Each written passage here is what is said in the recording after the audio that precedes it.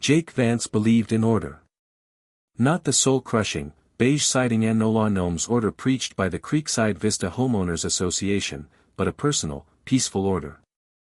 He'd poured every last dime, and every ounce of his remaining sanity, into his backyard, transforming a standard-issue suburban concrete square into a veritable, zen-like ecosystem. At the center was the pool, yes, but it wasn't just a swimming hole. It was a biologically filtered pond, teeming with native reeds, shy koi, and a meticulously crafted waterfall that drowned out the noise of the neighboring cul-de-sac. It was his escape. It was his therapy.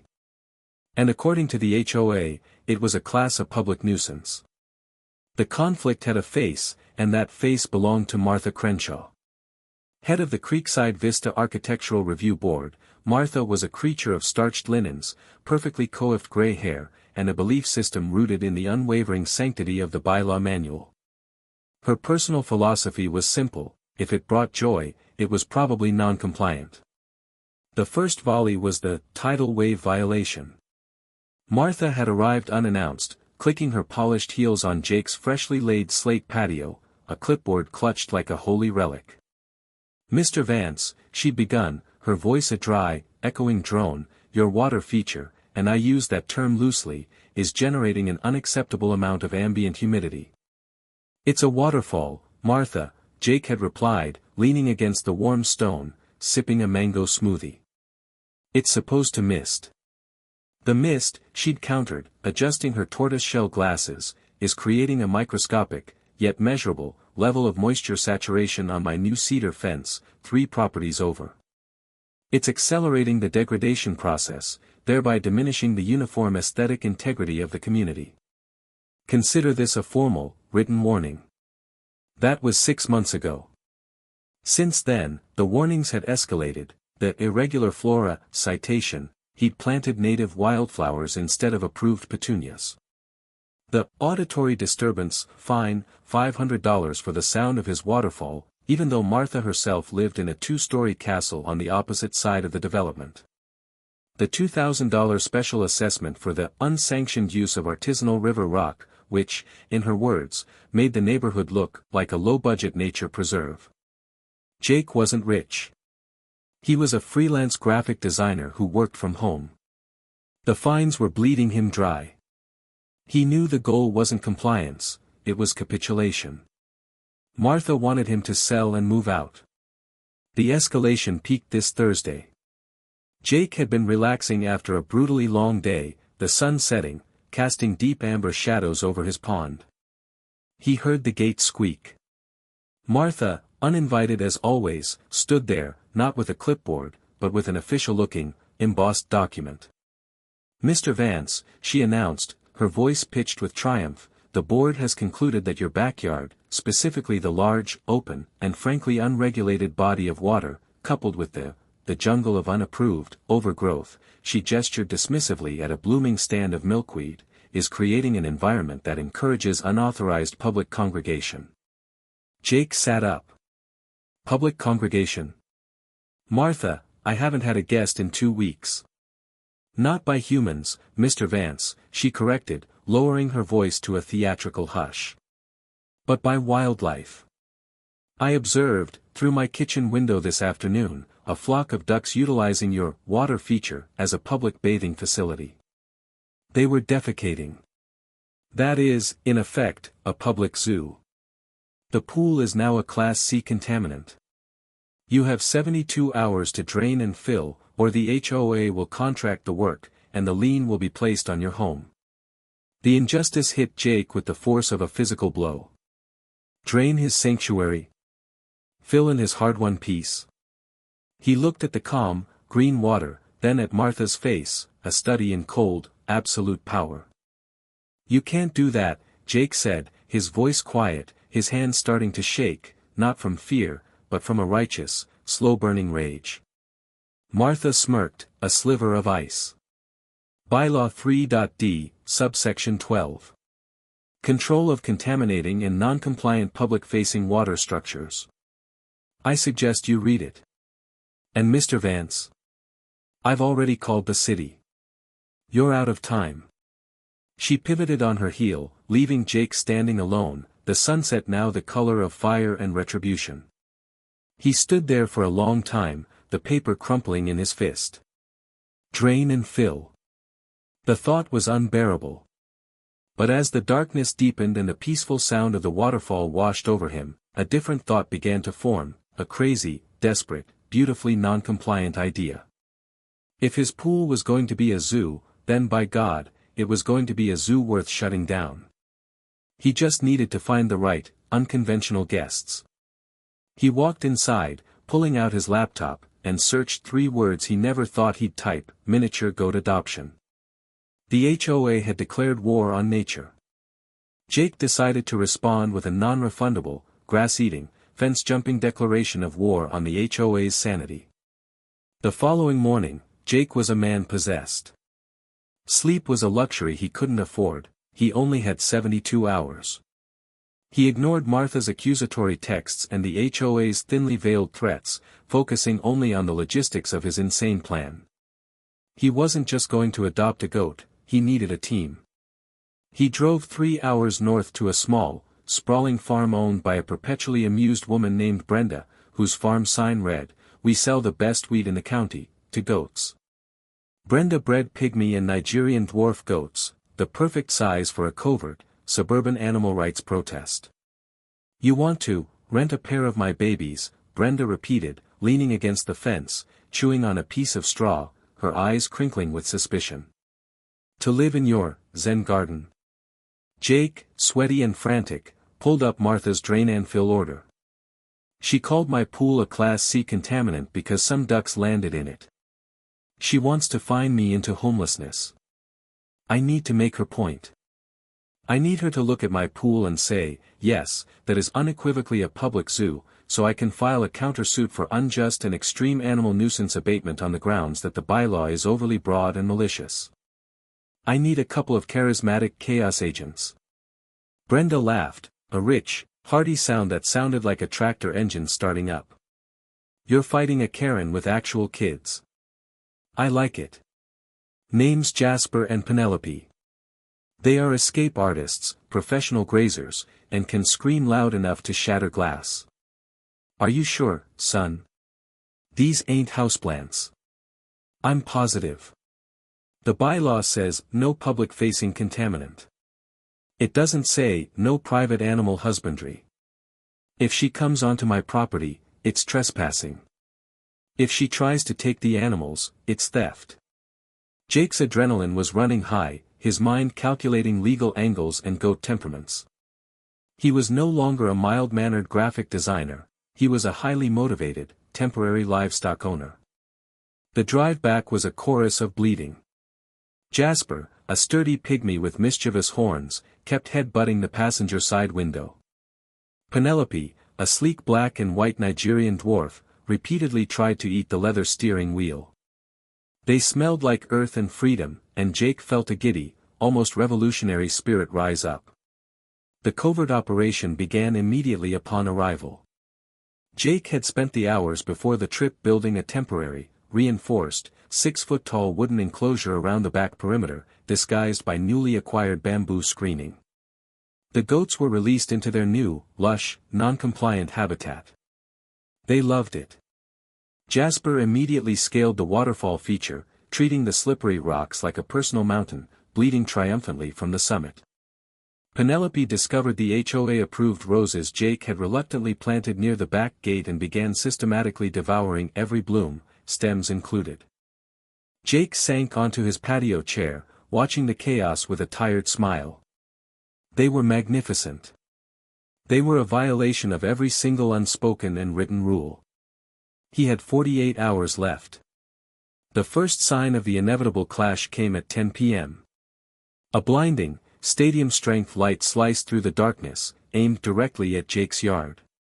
It was coming from Martha's second-story master bedroom. A moment later, Jake's phone buzzed.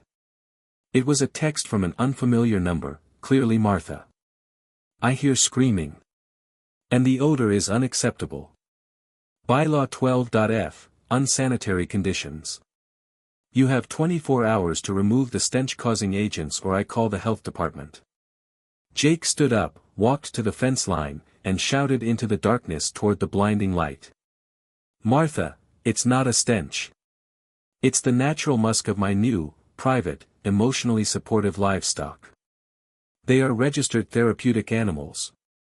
And by the way," he yelled, feeling a deep, satisfying thrill, "I think one of them is eating your prize-winning knockout rose bush. Good night." He heard the slam of a window being violently closed. He turned back to the yard. Jasper was now investigating the koi pond, his head lowered as if considering a sip. Penelope was using the wooden fence post as a backscratcher. 24 hours. He had successfully escalated the conflict from humidity to biohazard. He knew Martha wouldn't call the health department, she wanted the glory of the takedown for herself. She would come. She was an enforcer of order, and his backyard was now a beacon of glorious, bleeding disorder. Jake had thrown down the gauntlet, and now he waited for the HOA queen to make her move. He just hoped his two furry, four-legged defense lawyers were hungry for battle, or at least for Martha's meticulously curated hydrangeas. Part 3, The Stakeout and the Storm. The next day passed in a tense, drawn-out quiet, the kind of stillness before a tropical storm. Jake spent the morning moving the perimeter fence closer to the house, adding a second layer of defense and a small, sturdy doghouse for his temporary tenants. He had 12 hours left until Martha's deadline to drain the pool. He saw the subtle signs of Martha's surveillance. The glint of sunlight off binoculars from her upstairs window.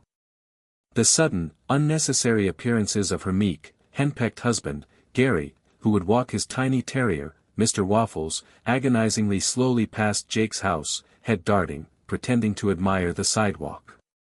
Jake knew the clock was ticking, not just on the pool, but on Martha's patience. She lived for rules, she couldn't tolerate an unpredictable element like two highly motivated, free-range goats. Around 4 p.m., the weather turned. The sky darkened, and a heavy, subtropical downpour began to lash the neighborhood. It wasn't a gentle rain, it was a horizontal sheet of water. Jake hurried outside to ensure the goats were secure. They were not secure. Jasper and Penelope, far from seeking shelter, were treating the downpour like a party. Jasper was running laps around the edge of the pool, skidding enthusiastically on the wet slate.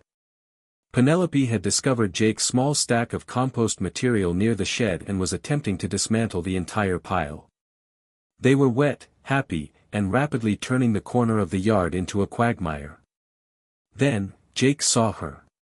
Standing on the edge of the public sidewalk, completely drenched, was Martha. She wasn't carrying a clipboard or wearing her usual power suit. She was in a raincoat, boots, and, most significantly, she was holding a small, handheld camera. She was illegally documenting his unsanitary conditions from the public right-of-way, clearly trying to gather indisputable photo evidence for her immediate enforcement action. Jake watched her aim the camera, trying to capture the goat's mid-mud wallow. The heavy rain was defeating her efforts, blurring the shots. She took a step, clearly frustrated, her shoe landing in a newly formed puddle. That's when she saw the breach. The temporary bamboo screen Jake had put up was no match for a bored Nigerian dwarf. Penelope, having finished the compost, had found a loose tie wire on the bamboo and was already pushing the screen outward with her head, creating a gap just large enough for a determined, highly flexible creature. Jake saw Martha's eyes lock onto the gap. This was it. This was the moment she would abandon the rules of engagement and cross the line. He knew her thought process. This is an emergency. The animals are escaping. I must save the neighborhood from this unsanitary blight. He watched, breathless, as Martha, driven by a blend of civic duty and pure, personal malice, ducked under the loose section of bamboo screen, stepping squarely onto Jake's private property. "Mr. Vance," she shrieked over the rain. "I am entering to contain your livestock. This is a hazard. This is an immediate, actionable violation of." She was cut off. As Martha took her first step onto the wet, grassy patch of lawn, the two goats, sensing the intrusion, or perhaps simply sensing a new, delicious-looking target, stopped their rain dance. Jasper, the pygmy, tilted his head, his small horns looking deceptively benign. Penelope, the Nigerian dwarf, let out a loud, high-pitched maa that sounded eerily like a woman screaming the name Martha. The goats didn't run away. They charged. Martha had broken the #1 rule of the Creekside Vista HOA, never trespass. Now she was about to learn the #1 rule of the pygmy Nigerian dwarf herd, anything that moves is a game. The sight was pure, unbelievable slapstick horror, framed by the grey gloom of the storm. Martha Crenshaw, the epitome of suburban control, was being actively and enthusiastically chased around a backyard by 2 miniature goats. Her initial, self-righteous aggression immediately dissolved into a pathetic, high-pitched terror. Shoo! Get away! Bad animals! I'll report you, she screamed, swinging the small digital camera in a futile arc. The goats treated the confrontation like an exciting new form of sport. Jasper, the leader, was focused on her coat, viewing the slick, waterproof material as a challenge. He lowered his head and delivered a surprisingly powerful thwack to the back of her thigh. Martha stumbled, letting out a gasp of pain and surprise, and dropped the camera, which vanished into a patch of waterlogged lawn. Penelope, the nimble one, had a different target, her ankles. She darted and weaved with astonishing speed, nibbling aggressively at the hem of Martha's pants, then skipping back before the woman could kick out. Martha's retreat was toward the main prize, the pool deck. She scrambled up the 2 slate steps, desperately trying to get onto the wide, open expanse of the patio, where she could perhaps pivot and use the lounge chairs as a barrier. Jake, who had been leaning against the back doorframe, speechless, finally moved. Martha, get off my property. You're trespassing. The animals are protecting their territory. He knew the absurdity of the dialogue was lost on the sheer spectacle. They're attacking me. They are feral beasts. You're under arrest, Mr. Vance, she yelled, somehow conflating her HOA title with actual legal authority, all while shuffling sideways like a crab. Jasper, emboldened by the chase, made a sound like a demonic tea kettle and launched himself onto the edge of the pool's stone coping. He stood there, legs braced, like a small, white and brown statue of victory. Martha, blinded by rain and panic, saw the only escape, the shallow end of the pool. She lunged, scrambling to get away from Penelope, who was now using her teeth to drag one of Martha's bright red rubber boots off her foot. She belly-flopped onto the wet edge of the pool, not realizing the stone was now slick with algae and rainwater. Her hand slid. She let out a cry that was instantly swallowed by the downpour, and with a spectacular, soaking splash, Martha Crenshaw tumbled into the clean, cool, and very non-contaminant water of Jake's pool. She emerged, sputtering and gasping, her perfect gray hair plastered to her skull, her clothes clinging to her, soaked through. She looked less like a queen of the bylaws and more like a waterlogged swamp creature. And on the deck, standing guard, were her 2 tiny, horned adversaries. Jasper, having seen his foe enter the water, looked genuinely confused, his head cocked.